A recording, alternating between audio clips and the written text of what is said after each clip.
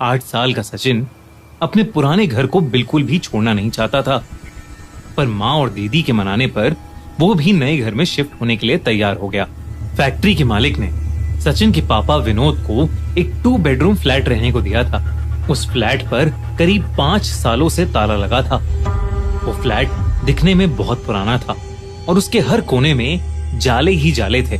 सचिन की माँ को उस पुराने फ्लैट में एक अजीब सी बेचैनी हो रही थी। विनोद और उसकी फैमिली एक नए घर में रहना चाहते थे, पर कोई भी नया घर खाली होने के लिए पूरा 1 साल रुकना पड़ता। तो विनोद ने उसी पुराने घर में रहना शुरू कर दिया। लेकिन उस घर में पहले ही दिन से अजीबोगरीब चीजें होनी शुरू हो गई थीं। जाले हटाने के बावजूद हर दिन फ्लैट के कोनों में जाले अपने आप ही वापस आ जाते थे। इतना ही नहीं, जब विनोद और उसकी पूरी फैमिली सो जाते थे तब उन्हें उस फ्लैट के अंदर से किसी के कदमों की आवाजें आती रहती थीं। घर में घुसते ही पहले दिन सचिन ने बाथरूम की दीवार पर एक बड़ा सा जलने का निशान देखा था। अगले आने वाले दिनों में सचिन ने उस पर न जाने कितनी बार पेंट किया होगा, लेकिन फिर भी हर 10-15 दिनों में वो जला हुआ निशान वापस दिखने लगता था। सचिन इन सारी हरकतों को कनेक्ट करने लगा और ये मानने लगा कि उस घर में कोई भूत है। जब उसने ये बात अपनी बड़ी बहन को बताई तो उसकी बहन ने उसे समझाते हुए कहा कि भूत वूत कुछ नहीं होता और ये सब उसका वहम है। एक बार सचिन के पापा विनोद को अपने काम से पड़ोस वाले शहर में जाना पड़ा। घर में बस सचिन, उसकी बहन और उसकी माँ थे। दोनों बच्चे अपने रूम में सो रहे थे और माँ अपने बेडरूम में। रात के करीब 1 बज रहे थे और सचिन की माँ की नींद बार बार टूट रही थी। उस रात भी फ्लैट के अंदर से कदमों की आवाजें आ रही थीं। धीरे धीरे वो आवाजें बहुत जोर से आने लगी और उसी के शोर की वजह से सचिन की माँ की नींद टूट रही थी। तभी सचिन की माँ को अपने कमरे की खिड़की के पास कुछ दिखा। कोई तो इंसान उनके फ्लैट की खिड़की पर खड़ा अंदर की ओर झांक रहा था।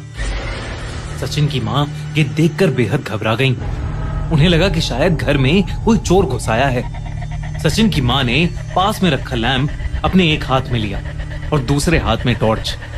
हिम्मत करके वो खिड़की के पास जाकर खड़ी हो गईं। लेकिन जब उसकी माँ ने खिड़की के बाहर टॉर्च मारी तो उनके होश उड़ गए। उस इंसान के चेहरे की खाल जली हुई थी और उसकी चेहरे की हड्डियां दिख रही थीं और वो इंसान उसकी माँ की ओर ही देख रहा था। ये देखते ही उसकी माँ के हाथ से टॉर्च नीचे गिर गई और वो भागती हुई अपने बच्चों के बेडरूम में गई और सारी लाइट जलाकर डर के मारे रोने लगी। अपनी माँ की ऐसी डरी हुई हालत देख सचिन की बड़ी बहन ने उस सोसाइटी के सिक्योरिटी गार्ड को बुला लिया। जब वो घर में आया तो सचिन की माँ ने उसको पूरा किस्सा बताया, जिसे सुनकर वो भी घबरा उठा। लेकिन जब उसने घर की तलाशी ली तो वहां कोई भी नहीं था। सचिन की माँ ने भी उस हादसे को एक बुरा सपना मानकर भुला दिया।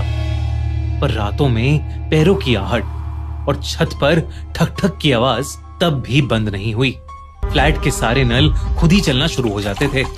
बिना लाइट्स के स्विच को छेड़े लाइट्स फ्लिकर करना शुरू कर देती थीं और खुद ही बाद में बंद हो जाती थीं। पर सबसे ज्यादा भयानक इंसिडेंट दिसंबर की एक रात में सचिन के साथ हुआ।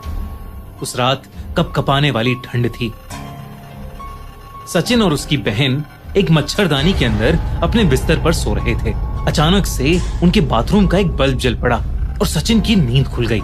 सचिन को अपने बिस्तर पर कुछ इधर से उधर हिलते हुए महसूस हुआ, जैसे उसके शरीर के नीचे कोई जंगली सांप रेंग रहा हो और मुंह से अजीब अजीब आवाजें निकाल रहा हो। सचिन घबरा गया और उसने अपनी बहन को उठाने की बहुत कोशिश की, लेकिन वो हिल भी नहीं पा रही थी। वो एक ऐसी गहरी नींद में सो रही थी कि जैसे किसी ने उस पर कोई जादू कर दिया हो। फिर सचिन को कुछ ऐसा दिखा जिससे उसकी आत्मा कांप उठी। सचिन ने देखा कि उसके बेड के पीछे से कुछ निकल रहा है। एक जला हुआ हाथ बेड के पीछे वाली दीवार से बाहर आया। वो किसी जिंदा इंसान का हाथ नहीं था। उस हाथ में 3 मोटी उंगलियां थीं, जिसकी खाल जलकर पिघल चुकी थी। वो जला हुआ हाथ धीरे धीरे सचिन के सर के पास आया और फिर उसके सर को फेरने लगा, जैसे कोई उसको सुलाने की कोशिश कर रहा हो।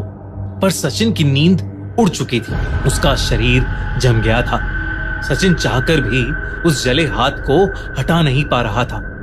कुछ मिनटों बाद वो हाथ अपने आप वापस चला गया और सचिन कंबल मुंह पर डालकर शौक में लेटा रहा। उसकी पैंट गीली हो गई थी क्योंकि उसने घबराहट के मारे बेड में ही यूरिन कर दी। पूरी रात सचिन को बेड के नीचे कोई रेंगता हुआ फील होता रहा, लेकिन वो डर के मारे कुछ नहीं कर पाया। अगली सुबह सचिन ने ये इंसिडेंट सबको बताया। सचिन की मां को अब समझ आ गया था कि वो फ्लैट वाकई भूतिया है। उन्होंने फौरन विनोद को फोन करके वापस बुलाया और उसी दिन उनकी पूरी फैमिली कंपनी के गेस्ट हाउस में शिफ्ट हो गए और उन्होंने वहीं रहना शुरू कर दिया। कुछ दिनों बाद उन्हें किसी से उस फ्लैट में रह रहे पुराने किराएदार के बारे में पता चला।